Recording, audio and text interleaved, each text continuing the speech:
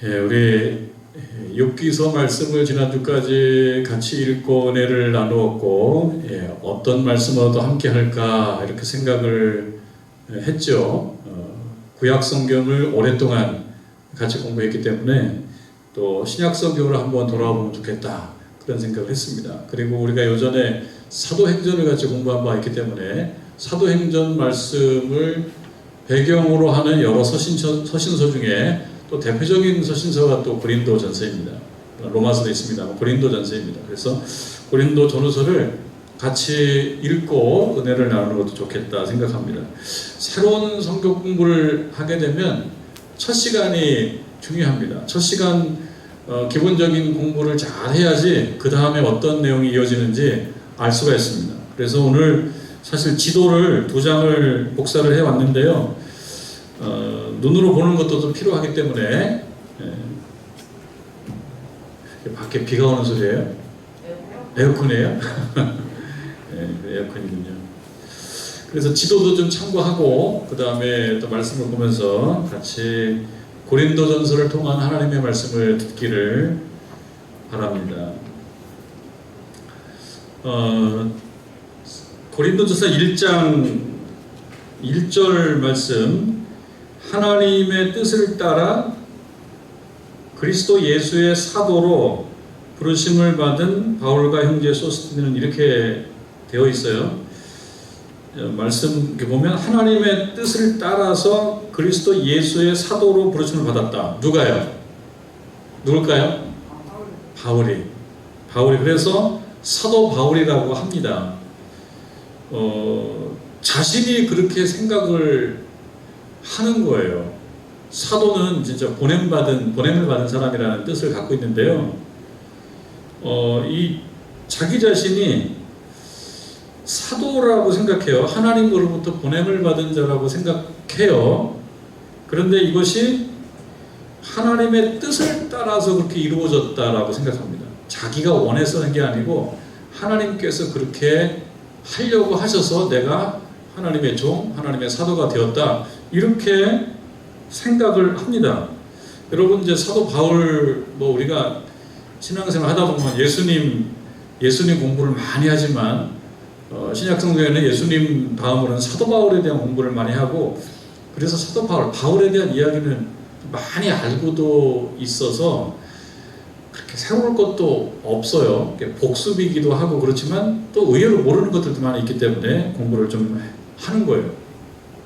사도행전 9장에 보면은 바울이 사울로 불렸을 때, 성경에서 사울로 불릴 때, 사울은 히브리어고 바울은 헬라어예요. 그래서 그냥 그런 차이지만 히브리어로 이름을 불렀을 때는 조금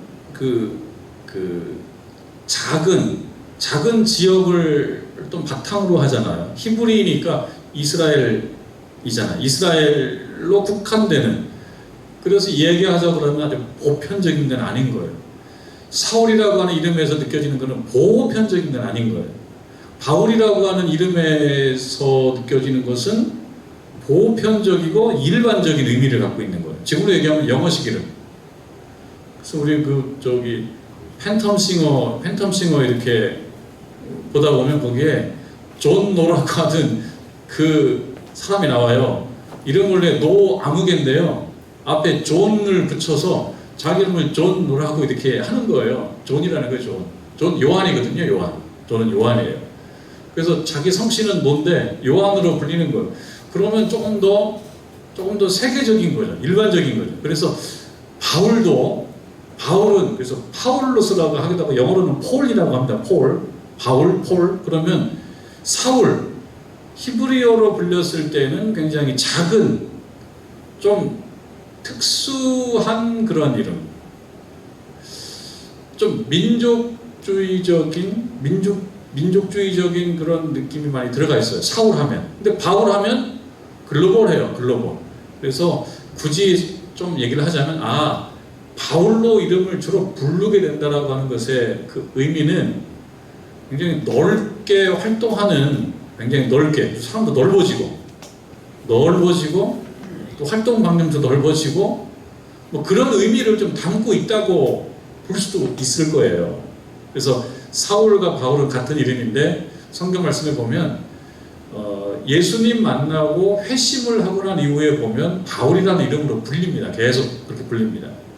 그래서 사도행전 9장에 보면 바울이 사울이었을 때 예수 믿는 사람들을 박해하러 다마스커스, 시리아 다마스커스죠. 그 위쪽으로 막 가다가 예수님을 만났던 사건이 나와요. 사도행전 9장에 보면. 사도행전 9장에 예수님 만나고 그때 예수님께서 사울에게 영적으로 말씀하시는 것을 사울이 그거를 알아듣습니다. 사울아, 당신 누구예요? 너는 왜 그렇게 나를 핍박하니? 당신이 누군데? 난 네가 핍박하는 예수야. 그것이 사도행전 9장의 기사입니다. 난 네가 핍박하는 예수야. 너는 왜 나를 핍박하느냐? 이렇게 예수님께서 말씀하시면서 사울이 거기에서 뒤집어져요. 그러면서 눈이 멀어버리는 일이 생기고요. 눈이 멀어버리는데 그 이후에 또 영적으로 감동을 받은 아나니아라고 하는 제자, 종에 의해서 안수기도 받고 눈이 회복이 되고요. 눈이 회복이 된 것과 함께 먹고 힘을 내고 잠시 있다가 곧 뭘 하냐? 전도한다. 그게 이제 사울이었던 바울이 바울로 하나님의 종으로 되어가는 그런 사건이거든요. 그게 이제 사도행전 9장의 그 유명한 사울의 회심 사건입니다. 그 사건 이후로 사울은 바울로 주로 불리게 되는 거예요. 그러면서 자기 마음에 어떤 생각이 듭니까? 그동안은 예수님을 박해하고 예수님을 믿는 사람을 박해하고 핍박하는 데 앞장섰는데 아주 특심한 유대교는 거예요. 유대교도. 지금도 여러분 이스라엘에 유대주의자들이 있습니다. 시오니즘. 그러니까 이스라엘 유대인들이 선택받은 백성이고 다른 민족하고는 구분이 되고 우리는 선택받은 백성이야. 선택받은 백성. 선민의식은 좋은 것 같지만 한편으로는 배타적이고요. 민족주의잖아요. 선민의식이라는 건. 그러니까 자기가 택함받았다라는 건 좋은데 내가 택함받은 거가 다른 사람이 택함받지 않은 쪽으로 연결된단 말이에요. 내가 택함받은 건데 다른 사람은 택함받지 않은 사람인 거예요. 그러면서 배타적이고 다른 사람을 인정하지 않고 억누르고 그래서 배타적 민족주의이기도 하고 그 다음에 주이시 파티큘러리즘이라고 해서 유대 특수주의라고 합니다. 그게 그런 사울이었었거든요. 그런데 이런 경험을 하고 난 다음에 누가 됐느냐? 하나님의 제자, 하나님의 종, 사도 바울이 되는 사도 바울이. 그러니까 사도 바울은 뭐냐? 보냄을 받아요. 어디로 보냄을 받습니까? 이곳저곳으로 보냄 받아요. 이곳저곳으로 보냄 받아서 뭘 하냐? 자기가 만난 예수님을 전하는 거죠. 난 그동안 예수라는 그 작자는 정말 많은 사람들의 정신을 상하게 만드는 그런 작자인 줄 알았는데 그게 아니야. 예수님 만나면 예수님 믿어야 구원 받아라고 하는 그런 어떤 단순한 그런 신학을 이제 전하는 자가 됐습니다. 예수님을 믿어야지 살 수 있어. 예수님 믿어야지 구원 받아. 라고 하는 그런 것을 전하는 사람, 그 사도가 됐는데요. 그 사도라고 자기가 생각하는 거예요. 자기가 사도라고 생각하는 거예요. 그걸 뭐라고 합니까?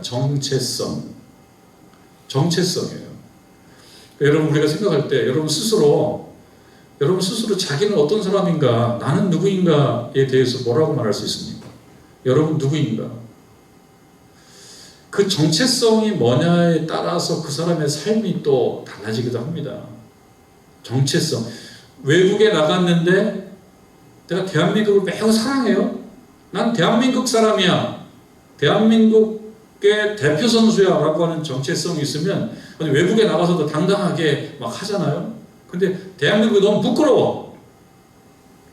대한민국 국민인 것이 자랑스럽지 않고 부끄러워. 그러면 어디 가서 대한민국 국민인 척 하지 않아요. 아닌 척 해요. 그래서 정체성이 뭐냐에 따라서 그 사람의 삶이 결정되는 거예요. 그리고 그 자기 정체성에 대한 의미 부여를 잘 해야지 되는 거예요. 그 사도 바울은 뭡니까? 난 사도야. 사도 뭡니까? 하나님으로부터 부르심을 받아서 하나님으로부터 부르심 받고 또 보냄을 받은 자. 그런 생각입니다. 그래서 여기 바울이 편지를 쓸 때 앞에 자기를 소개할 때 다는 아니지만 주로 이런 식으로 표현을 해요. 하나님의 뜻을 따라서 그리스도 예수의 사도로 부르심을 받았다. 나는 부르심을 받았다. 누가 불렀어요? 하나님이 불렀다. 예수께서 불렀다. 그래서 예수의 종, 그리스도 예수의 사도. 그래서 그리스도 예수의라고 했을 때 누가 주어냐? 그리스도예요. 그리스도께서 바울을 사도로 불렀다. 나는 내가 맘먹고 내가 그냥 서류 작성하고 내가 사도가 된 게 아니고 하나님이 나를 불러서 내가 사도가 된 거라고 하는 생각, 그 생각을 가지니까 당당한 거죠. 그런 정체성을 갖는 거고요. 이 정체성을 얼마나 가질 수 있느냐, 이것도 또 중요합니다. 여러분, 우리가 신앙생활을 하면서 하나님의 자녀라고 하는 정체성을, 또는 하나님의 종이라고 하는 정체성, 그거를 갖는데 옛날에 잠깐 갖고 말아버린다. 그렇게 되면 힘이 없어요. 이게 오래 가야 되거든요. 그런데 살다 보면 희미해집니다. 한 번 뜨거웠어요. 한 번은 뜨거웠는데 살다 보면 희미해져요. 근데 바울이 내가 하나님의 종, 보내심을 받고 보내심을 받은 자, 부름받고 보내심 받은 자라고 하는 정체성이 오래 유지가 되기 때문에 이런 일들을 합니다. 지금 이 고린도를 향해서 편지를 쓴 글이잖아요. 이 고린도는 좀 중요해요. 왜? 사도 바울이요, 2차 전도여행할 때 여기서 1년 6개월 오랫동안 목회를 했어요. 어떤 정체성을 가지고? 사도라고 하는 정체성을 가지고.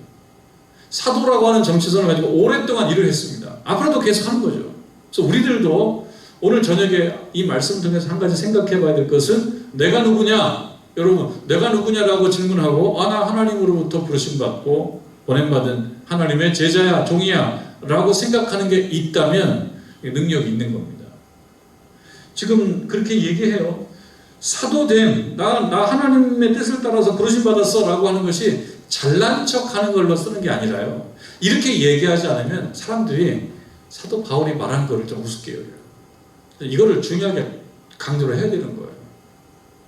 하나님의 말씀이라고 하는 거를 잘 받아들일 수 있도록 강조를 해야 되는 거예요. 근데 이걸 가지고 교만을 해서 써먹으면 안 되죠. 저도 마찬가지고 여러분들 마찬가지입니다. 목사 아무개, 이거가 교만의 이유가 되면 안 되죠. 이게 뭡니까? 하나님께서 세우신 종이야 라고 스스로 생각하는 것과, 난 그냥 어쩌다가 됐어 이렇게 생각하는 것은 다르지 않습니까? 하나님께서 부르셨어 라고 생각하는 거고요. 그리고 그 말씀을 듣는 우리 교우들께서도 하나님이 부르신 종이야 라고 생각해야지 그 말씀에 힘이 있고 그 말씀의 힘으로 받아들일 수 있고요. 그러니까 사도 바울이 나 하나님께서 나 부르셨고 하나님으로부터 보냄받은 자야 라고 하는 생각이 강하게 있기 때문에 자신감이 있을 뿐만 아니라 이 말씀을 믿지 않을 사람들에게 어떤 권위의 근거가 하나님으로부터 부르심받았다는 이 사실이 그리 된다는 거죠. 그래서 여러분, 사도 바울이 1장 1절에서 자기는 예수의 사도다 이렇게 생각하는 거 중요하듯이, 여러분들께서도요, 나는 하나님의 종이야 이렇게 생각하는 거 중요하다. 그리고 여기 나오는 형제 소스테네 이렇게 된 것은 사도 바울 혼자만의 생각은 아니라고 하는 뜻을 또 담고 있어요. 나 혼자만의 생각은 아니야. 이 소스테네는 정확히 누군지에 대한 추적이 확실하지는 않은데요. 그러나 이 소스데네도 고린도 교회에는 제법 알려진 그런 일꾼이다, 이렇게 보면 될 것 같아요. 자, 2절에 보면, 2절에 이제 우리의 관심사, 오늘 첫 시간에 중요하게 좀 공부해야 될 어떤 내용이 나오는데, 고린도에 있는 하나님의 교회, 이렇게 됐어요. 고린도에 있는 하나님의 교회. 여기서 우리가 뭘 공부해야 됩니까? 그러니까 고린도를 공부해요. 고린도. 여러분, 고린도 들어보셨죠? 들어봤는데 고린도 뭐냐고 물어보면 가봤어요? 가보셨어요? 고린도 가보신 분? 아무도 없어요.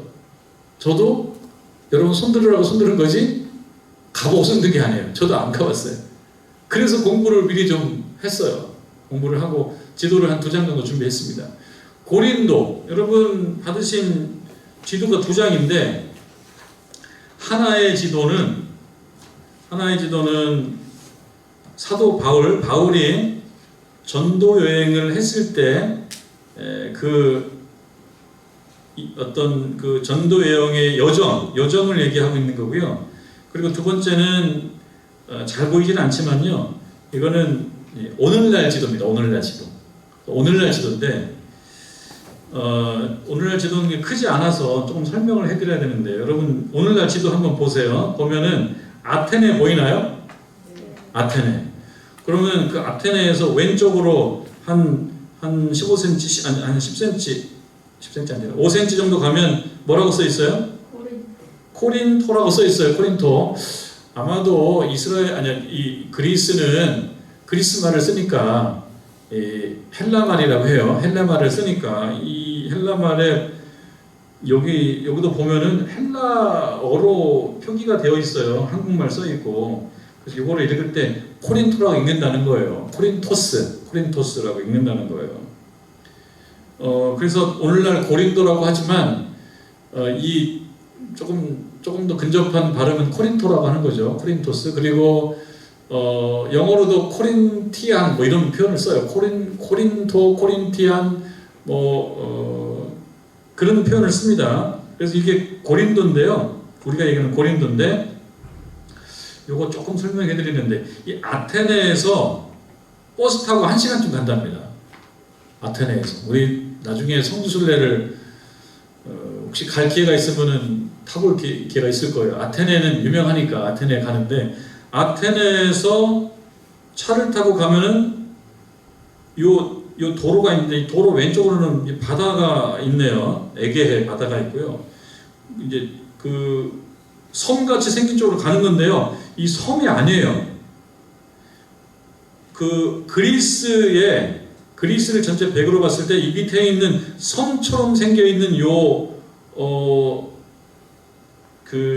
여기는 펠로폰네소스 반도라고 하는데 여기가 그리스 전체 영토의 한 20%쯤 된답니다. 5분의 1쯤 돼요.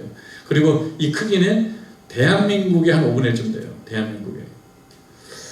그래서 한 60km쯤 고린도를 향해서 가서 오른쪽에 고린도가 있고 왼쪽에는 여기는 나오지 않지만 성경에 갱그리아라고 하는 데가 왼쪽에 있다는 거예요. 그리고 오른쪽은 코린토예요. 그래서 이 코린토는 보면 해안 도시죠. 항구 도시죠.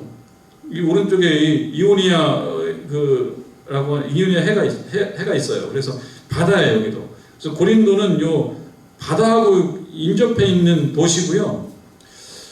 그리고 이 성지순례를 가다 보면 꼭 보는 데가 있대요. 뭐냐면 지금 여러분 보면 아테네에서 코린토로 가는데 코린토 근방에 가면은 그 땅이 좁아지죠. 땅이 좁아요. 이 땅이 좁고 요 부분으로 그리스 본토하고 요 반도하고 연결돼 있어요. 다른 데는 연결이 안 돼 있어요. 지금이야 이제 저쪽에도 뭐 다리가 있기도 하겠지만 이쪽에는 요 땅으로 이렇게 연결돼 있어요. 요걸로 연결돼 있는 거예요. 근데 이곳이 한 7km, 8km 그 정도밖에 안 된대요. 그래서 사람들이 어떤 생각하냐면 지금 이 아테네에서 이탈리아를 가려고 그러면은 뺑 둘러서 이 배를 타고 가야 되잖아요. 둘러서 지도를 보면 이 땅을 잘라버리면 좋지 않겠어요? 땅을 잘라버리면 여기 땅을 잘라서 땅을 엄청나게 깊게 파버리면 여기 바닷물이 왔다 갔다 하지 않겠습니까? 바닷물이? 그래서 여기를 작업 공사를 한 거예요. 여기가 엄청난 공사를 해가지고요. 그냥 엄청난 토목 공사를 한 거죠. 땅을 다 파가지고요. 이쪽 바다하고 저쪽 바다하고 연결시켜놨어요. 그걸 뭐라고 그럽니까? 운하라고, 운하. 정말 대표적인 운하가 이집트에 있는 수에즈 운하고요. 이집트의 수에즈 운하고, 그리고 파나마의 파나마 운하예요. 파나마 운하하고 수에즈 운하가 있고, 그리고 여기 코린토 코린토스 운하가 세계적으로 3대 운하랍니다. 공부해보니까 그래요. 어마어마하답니다. 그래서 저도 영상으로 봤습니다. 여기 보면 큰 배가 지나가요. 땅을 잘라가지고 이쪽 바다 저쪽 바다로 지나가는 거예요. 그러니까 지금 고린도를 성지순례를 한다. 사도 바울이 목회했던 고린도 성지순례를 한다 그러면 아테네에서 버스를 타고 이 땅을 잘라놨으니까 그 위에는 다리를 연결해놨겠죠. 다리를 통과하면서 이 운하를 보게 된다. 이 운하를 보는 것이 또 장관이랍니다. 우리가 코로나도 다 지나가고 정말 우리 평생에 한번 그 사도 바울의 그런 전도 여행의 성지를 순례할 기회가 있다면 아마 여기를 갈 수 있겠죠. 여러분, 우리 뭐 크로아티아라고 하는 데는 여행지로 많이 유명하기 때문에 크로아티아를 종종 가는 분들 계시고, 우리 크로아티아 다녀오신 분들 있죠. 우리 강도사님 다녀오셨죠. 크로아티아가 있는 이 반도, 이거를 발칸 반도라고 해요. 발칸 반도. 나라가 많아요. 여기에 크로아티아만 있는 게 아니라 세르비아도 있고 몬테네그로도 있고 코소보도 있고 불가리아도 있고 루마니아도 있고 알바니아도 있고, 여기 나라가 많아요. 그리고 저 밑에 그리스가 있는 거예요. 그리스가. 이 발칸 반도 아래쪽에 그리스가 있고, 그리스도 하나의 반도인데 저 밑으로 가면 펠로폰네소스라고 하는 이 사각형 비슷하게 생긴 요 선처럼 생긴 반도가 있고, 그 아래에 보면 삐쭉삐쭉 세 개가 나와 있는데 요 해안 두 개를 가지고 구분된 작은 반도 세 개가 있는 이런 형식의 이런 펠로폰네소스. 이제 우리 뭐 세계사 시간에 보면은 펠로폰네소스 전쟁 이런 거 있단 말이에요.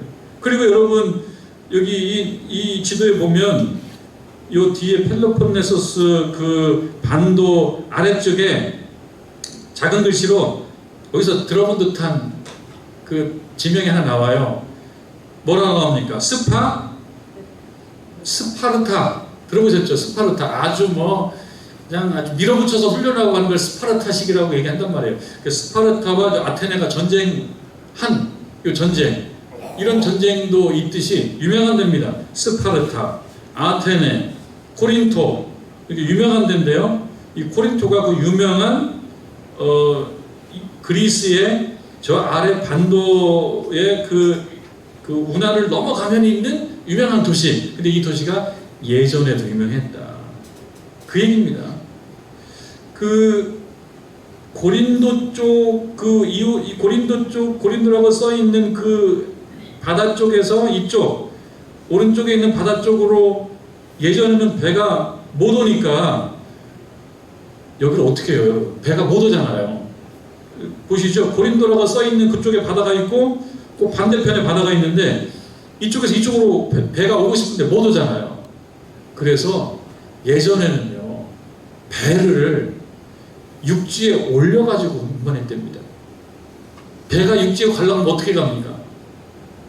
바닥에다가 통나무로 해서 계속 옮겨가지고 그렇게 해서 이쪽으로 옮겼답니다. 그리고 사도 바울도 이 고린도에서 겐그리아 쪽으로 갈 때 아마 이 도로를 이용했을 것이다 라고 얘기를 해요. 그리고 여기서 배를 타고 저 터키 에베소 쪽으로 갔을 것이다, 그렇게 얘기를 하더라고요, 이 전문가들이. 그래서 이 부분이 지도로 좀 더 우리가 좋은 영상 하나 있으면 한번 준비해서 또 보는 거 좋을 것 같아요. 그래서 좀 설명을 해드렸는데, 여러분 1장 2절에 고린도에 있는 하나님의 교회, 여기에서 공부할 것은 고린도인 거죠. 고린도가 뭐냐? 그래서 좀 공부를 했고요. 하여튼 좀 더 살펴볼 수 있는 내용이 있지만 공부를 했고, 그 고린도라고 하는 매우 중요한 도시에 있는 하나님의 교회, 이 교회를 고린도 교회라고 하는 거예요. 그러니까 사도 바울이 2차 전도여행, 여러분 이제 두 번 또 다른 지도를 보게 되면 2차 전도여행의 그러한 그 여정이 나오는데, 제일 오른쪽 끝에 보면은, 오른쪽에 보면 붙어있는 보면 안디옥이라고 보입니까? 안디옥? 여러분 두 번째 그 바울의 2차 여행의 그 지도로 보면 오른쪽 그 길리기아 아래 안디옥이라는 거가 눈에 보여요? 그 안디옥에서 출발하는 거예요. 여기가 전도의 그 본부예요. 전도 본부. 그래서 안디옥 교회, 요즘에 뭐 어디 보면 안디옥 교회가 있잖아요. 안디옥 유명한 거예요. 안디옥 홀, 뭐 이렇게 안디옥이라는 말을 많이 씁니다. 안디옥에서 출발해서 오늘날 터키를 사선으로 관통하죠. 왼쪽으로. 오늘날 터키. 그래서 터키가 성진거는요, 사도 바울이 터키를 통과하면서 전도했기 때문에 오늘날 터키는 99%가 이슬람이지만 기독교는 아주 미미해요. 아주 미미하지만 그래도 터키를 찾아가 보고 터키에 있는 에베소를 찾아가 보고 대표적으로 에베소, 그 다음에 7교회가 있었던 곳을 찾아가 보고 하는 거는 사도 바울이 이때 안디옥에서 터키를 왼쪽으로 사선으로 관통해서 발칸반도로 넘어가는 전도여행을 했기 때문이에요. 그래서 이 쭉 가면은 가운데에 드로아라고 하는 데가 보이나 모르겠어요. 무시아 아래쪽에 드로아라고 하는 데에서 배를 타고 저쪽 그리스로 넘어가는 거예요. 넘어가면 여기에 네아폴리, 빌립보, 암비볼리, 데살로니가, 베레아, 왼쪽에 여러분 보이나요? 마케도니아라고 써있는 부분? 이 도시를 거쳐가지고 배를 타고 제일 밑에 아덴이라고 써있어요. 아덴. 이게 아테네죠. 아테네. 이 아테네까지 와서 전도하는데 아테네에서 그렇게 성과를 못 거두고 여기서 보면 아덴에서 고린도로 가죠. 그래서 고린도에서 1년 6개월 동안 전도했다는 거예요. 그러면서 사도 바울에 의해서 개척이 되고 또 설교가 되고 또 목양이 됐던 그런 교회. 그래서 그때 이렇게 그 확장됐던 교회가 무슨 교회냐? 고린도에 있는 하나님의 교회. 고린도에 있는 하나님의 교회이고요. 그 고린도에 있는 하나님의 교회를 고린도 교회 이렇게 합니다. 고린도 교회. 우리가 이렇게 고린도 교회라고 하는 거예요. 실제로 보니까 고린도라고 하는 지역에 그 교회가 굉장히 활성화됐었다라고 하는 그런 유적지들이 있더라고요. 그런 곳입니다. 그래서 2차 선교회인데 고린도에 왔고요. 고린도에 와서 브리스길라와 아굴라 부부를 만나고 이들의 도움을 받아서 고린도에서 복음 전도를 하고 그리고 거기서 교회를 확장시키고 가서 지금은 에베소, 터키 에베소 쪽에 있는데 고린도에서 여러 가지 소식이 날라오는 거예요. 목회했던 데인데 내가 목회했던 데서 소식이 날라오는데요. 좋은 소식 들려야 되잖아요.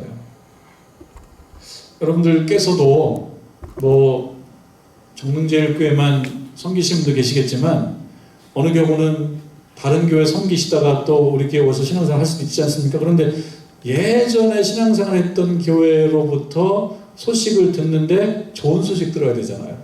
그런데 안 좋은 소식 들으면 마음 아프지 않습니까? 근데 사도 바울이 고린도 교회에 이렇게 열심히 사역하고 이제 다른 곳에서 사역하는데 고린도 교회로부터 불편한 얘기들을 많이 듣는단 말이에요. 그 얘기에 대해서 그렇게 신앙생활하면 안 돼요 하는 내용을 담은 서신을 고린도 교회에 보내게 됩니다. 그게 이제 고린도 전서예요. 그런 거죠. 그래서 고린도에 있는 하나님의 교회 곧 그리스도 예수 안에서 거룩하여지고 성도라 부르심을 받은 자들과 또 각처에서 우리 주 곧 그들과 우리의 주 되신 예수 그리스도의 이름을 부르는 모든 자에게 그 자들을 향하여 인사하고 그 다음에 편지로 교훈하고 그 말씀을 주고 있습니다. 매우 중요합니다. 2절을 보면은 편지하는 거죠. 편지. 그래서 여러분 이제 우리가 2021년 가을을 살고 있는데 뭐 이런 좋은 편지 우리도 좀 쓰면 좋겠어요. 좋은 편지. 사람 마음을 위로해주고 또 올바른 길로 인도해주는 좋은 편지를 쓰면 좋겠습니다. 사도 바울처럼. 자, 사도 바울이 편지를 쓰는 이유는 뭐냐? 나중에 계속 나와요. 왜 이런 편지를 쓰느냐? 나중에 나오는데 미리 조금 말씀드리면 지금도 고린도라고 하는 데를 가면은 그 제우스 신전 터가 있더라고요. 제가 영상을 통해서 보니까. 그러니까 신전 기둥이 큰 것이 있고요. 그 다음에 우리가 이제 들어서 알고 있는 비너스라고 하는 비너스 여신, 아프로디테, 똑같은 이름이래요. 아프로디테, 비너스. 그 아프로디테 신전이 있고 또 제우스 신전이 있고 그런데요. 이 아프로디테 신전 같은 경우 규모가 굉장히 크게 운영됐을 때가 있었답니다. 그러면은 그 신전에는 이른바 성창이라고 해서 말하자면은 종교적으로 성스러운 그런 여성들인데 그 여성들과 말하자면 성적으로 그렇게 어떤 관계를 가지면서 자신들이 거룩해지고 이런 어떤 바울의 시선으로 볼 때는 전혀 맞지 않아요. 그런 문화가 있었던 거예요. 그러니까 여기에 어떤 종교 문화가 성창제도, 그러니까 성창이에요. 성창. 이것이 공식적으로 용인됐다 그러면 이건 공창이 되는 거죠.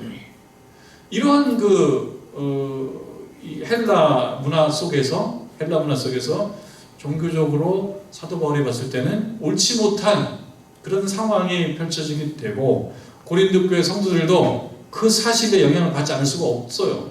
또한 여러분 아다시피 헬라, 아테네, 고린도는 수사학, 말을 잘해요. 말을. 공부도 많이 하고 말 잘하고 그러다 보니까 자칫 신앙이 사변적으로 흐를 수도 있는 이런 교회가 바로 고린도 교회였기 때문에 그로부터 생기는 여러 가지 문제들, 그거에 대해서 사도 바울이 교훈합니다. 어느 경우는 그냥 신앙생활 하면서 은사를 받는 건 좋은데 뜨거운 은사를 받음으로 그 뜨거운 은사의 외형적인 면에만 집착하면서 실제로 그 은사 속에 담겨져 있는 하나님의 방향, 하나님의 말씀을 제대로 담지 못하고 그냥 은사, 외적인 은사, 뜨거운 어떤 열광주의적인 그런 신앙 이쪽으로 흘러가다 보면 사실은 그 은사들을 통해서 교회가 하나가 되고 사랑을 위로해줘야 되고 이렇게 되는데 은사는 있는데 거기에 뭐가 빠져요? 사랑이 빠지니까 아무것도 안 하고 여러분 고린도전서 13장에 나오지 않습니까? 은사는 있는데 사랑이 빠져버려 아무것도 아닌 그런 상황이 되다 보니 사도 바울이 이 부분을 짚지 않을 수가 없더라. 왜 편지를 쓰느냐? 겉으로는 굉장히 신앙생활 잘하고 있는 것 같은데 실제로 정말 필요하고 있어야 되고 구현해야 될 믿음과 신앙의 가치는 없어지고 겉으로만 열광적이고 겉으로만 은사가 있고 겉으로만 모임이 있고 겉으로만 시끄럽고 겉으로만 지식이 있고 여기 여러분 5절 말씀에 보면 이는 너희가 그 안에서 모든 일 곧 모든 언변과 모든 지식의 풍족함으로 이게 한편으로는 칭찬인데 한편으로는 불안한 거예요. 모든 언변과 모든 지식에 풍족한데 거기 뭐가 빠져요? 사랑이 빠지니까 이 은사로 인하여 더욱이 채워지지가 이 부분을 짚지 않을 수가 없었다는 것입니다. 7장 이후에 보면은 그 고린도 교회에서 사도 바울에게 적어서 질문한 중요한 신앙적 주제가 있는데 그게 6가지인데요. 결혼 문제, 그 다음에 미혼과 관련된 것, 마지막 때 결혼을 해야 됩니까? 말아야 됩니까? 이런 문제, 그 다음에 우상 음식, 우상에 바친 제물에 관련된 것, 그리고 또 영적인 어떤 문제, 그리고 헌금 이런 문제, 그 다음에 아볼로에 대한 이런 한 6가지의 문제를 질문한 거에 대해서 고린도 전서가 후에 이제 바울이 답변하게 될 것입니다. 여러분 3절에 보면 하나님 우리 아버지와 주 예수 그리스도로부터 은혜와 평강이 있기를 원하노라 그랬습니다. 실제로 사도 바울이 그 고린도에 있는 교회 교우들을 향해서 축복하는 말이죠. 인사 축복하는 거예요. 은혜와 평강이 너에게 있으면 좋겠다. 근데 그 은혜와 평강이 누구로부터 온 것이냐? 하나님 우리 아버지와 주 예수 그리스도로부터. 그러니까 하나님께로부터 온 은혜와 평강이 있어야 된다. 우리가 인생 살면서 참 중요한 게 평안이고 그 다음에 은혜예요. 은혜와 평안이 없으면 신앙생활 못해요. 평안해야 돼요. 은혜가 있어야 돼요. 그럼 무엇으로부터 채워져야 돼요? 하나님으로부터 오는 것으로 채워져야 된다. 그래서 우리가 이 저녁에 기도한다 그러면 하나님께 뭘 기도해야 되겠습니까? 하나님으로부터 우리에게 오는 그 은혜와 그 평강이 임하게 해주십시오. 그렇게 기도하는 거. 우리가 기도할 기도 제목이 그거예요. 하나님으로부터 오는 평강이 있기를 원하고 하나님으로부터 오는 은혜 있기를 원합니다. 그것이 없으면 우리는 살 수가 없습니다. 불안해서 살 수가 없어요. 은혜는 뭐예요? 내 실력으로 할 수 없는 거. 내 실력으로 안 돼요. 뭐 하려고도 안 돼요.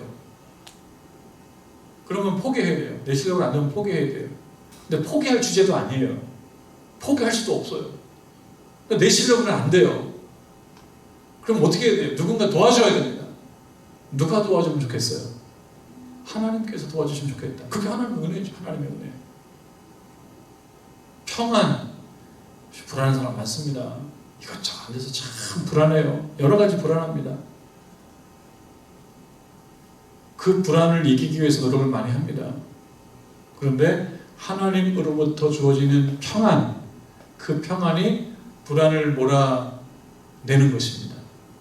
이 밤에 우리가 하나님께 기도할 때 뭘 기도해야 되냐? 하나님으로부터 오는 그 은혜와 평안이 있기를 원합니다. 하나님 우리와 함께 해주시옵소서. 이렇게 기도하는 거예요. 그리고 한 가지만 더 생각해 보면 제일 끝부분이 이 1절부터 9절까지는요 편지의 그냥 첫 인사라고 합니다. 편지의 첫 인사인데 이 서론에 보면은요 주제가 어지간히 나타나는 것들이 많잖아요. 어떤 글들을 읽어보면 앞에 머릿말에 어지간히 주제가 다 나타나는 그 책들이 많아요. 시간 없으면 머릿말만 읽어봐도 어지간히 알아차려요.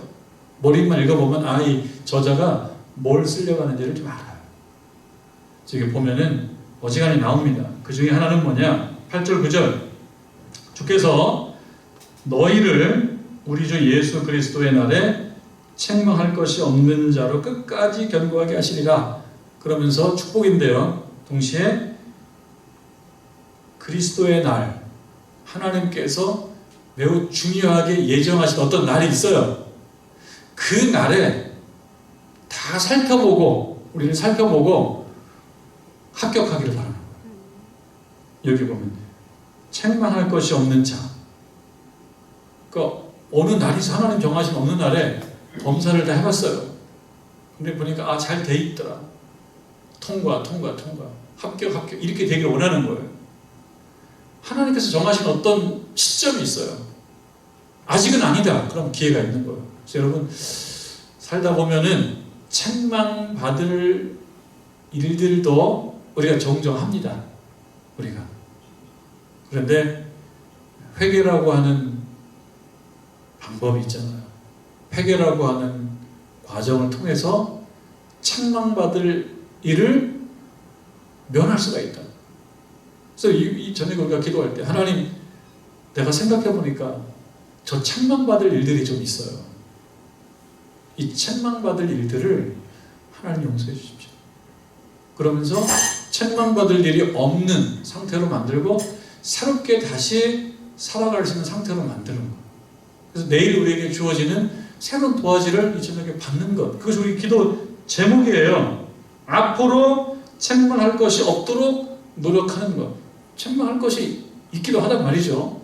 근데 앞으로 책망할 일이 없도록 살기 위해서 이날 우리의 부족한 것들을 내어놓고 회개하고 하나님으로부터 오는 은혜와 평안을 경험하고 또 우리에게 주어진 하루하루를 힘있게 살아감으로써 여러분들에게 주신 하나님의 특별한 은혜를 누리며 살아가는 저와 여러분 되기를 주님의 이름으로 축원합니다.